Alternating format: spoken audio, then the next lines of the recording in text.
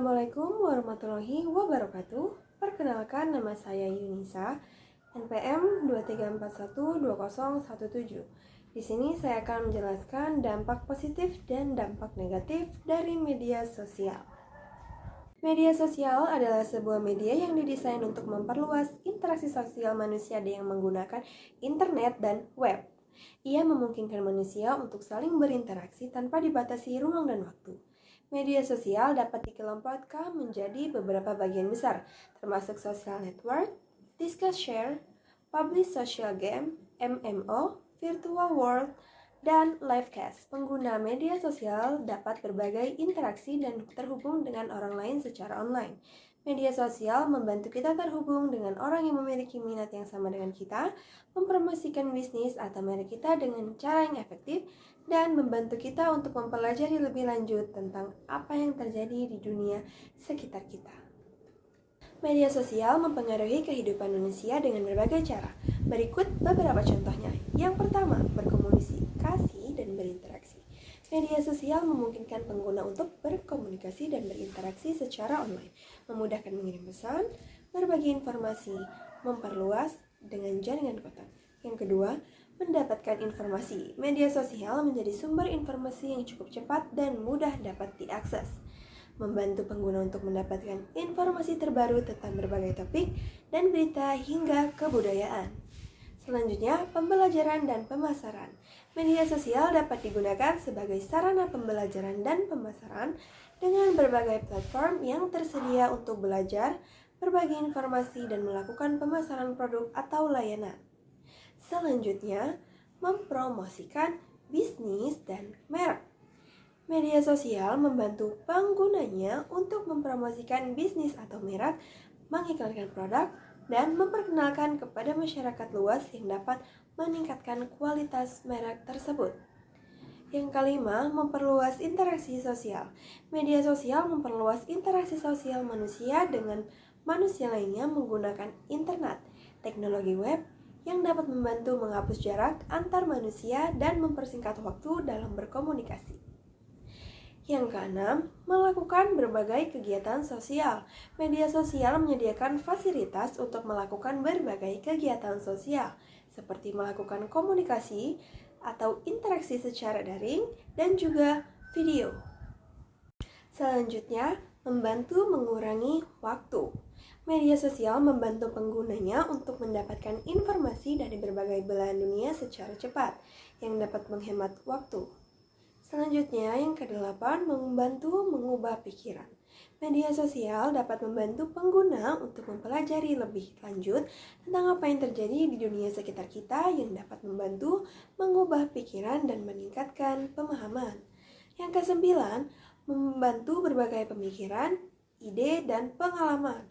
Media sosial memungkinkan penggunanya untuk berbagi pemikiran, ide, dan pengalaman mereka dengan orang lain, yang dapat membantu menjadi lebih terhubung dengan masyarakat.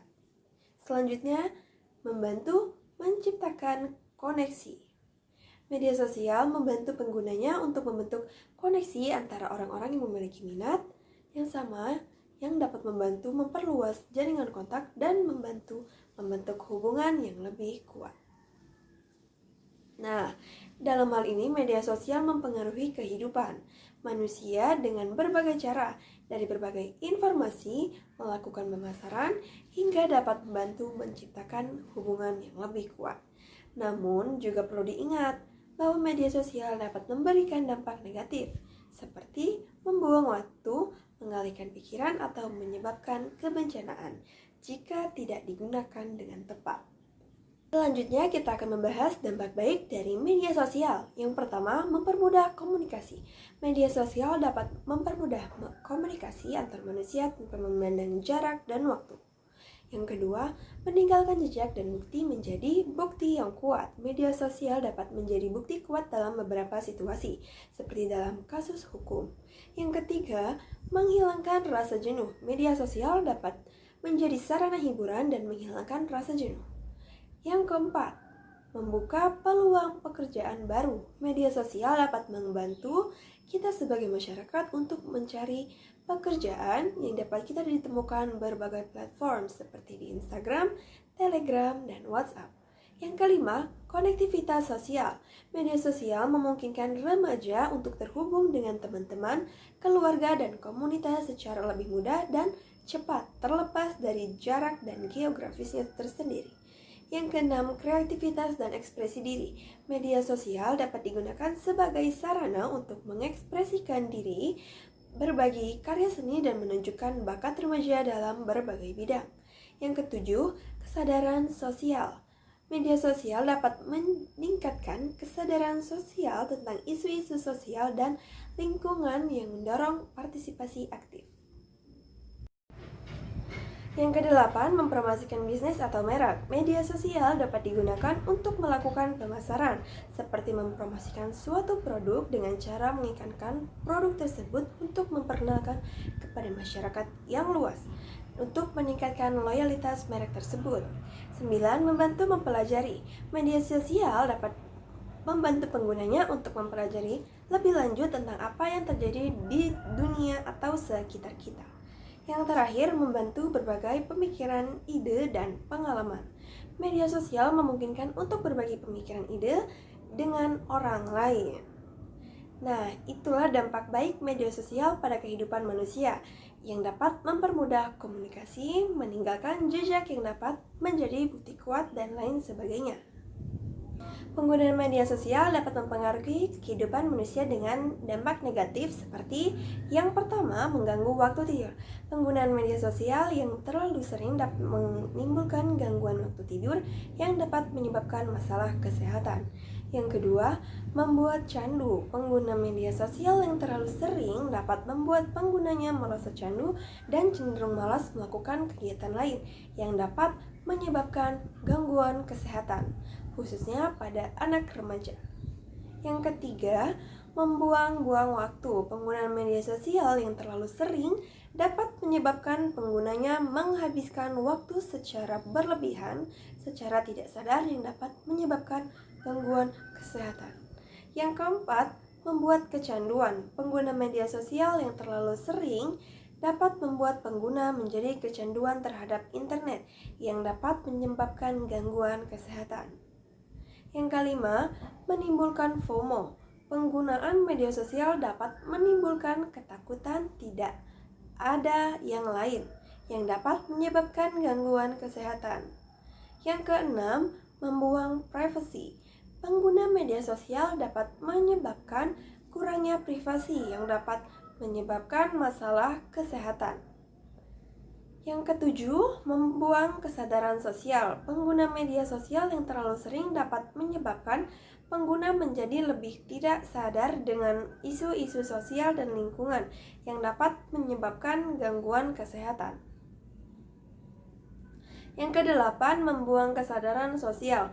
Pengguna media sosial yang terlalu sering dapat menyebabkan penggunanya lebih tidak sadar dengan isu-isu sosial dan lingkungan yang terjadi di sekitar kita. Dan yang terakhir adalah membuang kesadaran sosial. Pengguna media sosial yang terlalu sering dapat menyebabkan pengguna menjadi lebih tidak sadar dengan isu-isu sosial dan lingkungan yang dapat menyebabkan gangguan kesehatan. Nah, pengguna media sosial dapat menjadi gangguan kesehatan jika digunakan terlalu sering atau berlebihan.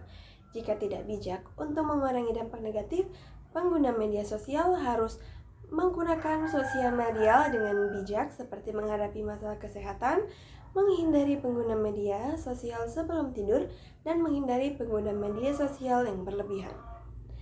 Nah, jadi kesimpulan dari dampak baik dan buruk media sosial pada mahasiswa adalah yang pertama, dari dampak positifnya adalah mudah mengakses informasi dan memberikan informasi.